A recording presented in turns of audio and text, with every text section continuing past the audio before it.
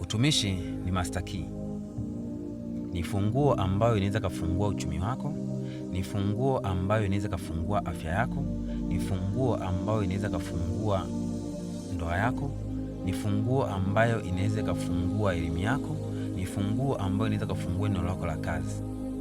Ninaposema hivyo unaweza usinielewe.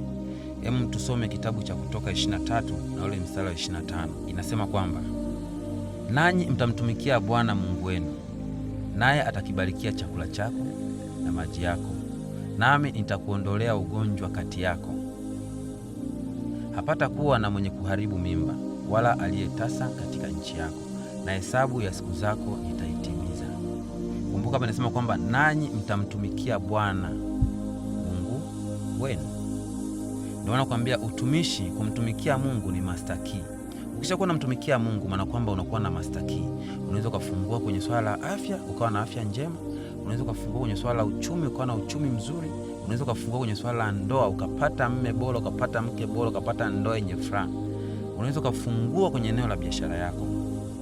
Ukisoma Mathayo 19 na ule mstari wa 29 inasema kwamba na kila mtu aliyeacha nyumba au ndugu wa kiume au wa kike au baba au mama au watoto na mashamba kwa ajili ya jina langu atapokea mara 100 na kuulisi uzima wa milele.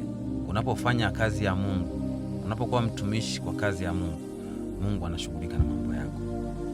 Mungu anaangalia mambo yako. Anasema kwamba utapata mara 100 duniani na utaulisi ufalme wa milele. Kwa hiyo kumtumikia Mungu kuna faida. Kwanza kwenye mafanikio unapata mara 100.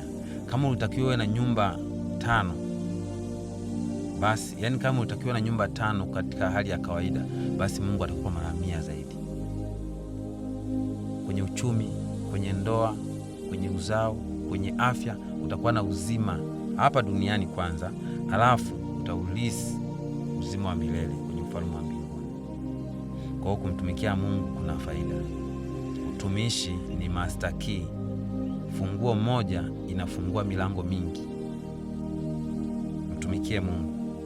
Unaweza kaona kwa sasa unapitia wakati mgumu kwenye kazi ya Mungu, unapitia manyanyaso, mateso. Tambua hayo ni mapito. Mungu anakuimarisha. Unapopitia changamoto kwenye huduma, maana kwamba ni Mungu anakuimarisha, Mungu anakupitisha ili kuweza kupata ustahimilivu, ili kuja kuweza kupata vitu vizuri kwa mbele na kuweza kuvitunza. Maana kama Mungu akikufungulia sasa hivi baraka kwa nguvu, akakupa utajiri kwa sasa kwa nguvu, pesa nyingi, unaweza kumsahau Mungu. Kwa hiyo kwa sasa anakupitisha kwanza ili uweze kukaa na kuweza kustahimili, ili baadaye unapopata mafanikio, Mungu uendelee kumtumikia Mungu na huo mafanikio yako uendelee kuyatunza zaidi na zaidi.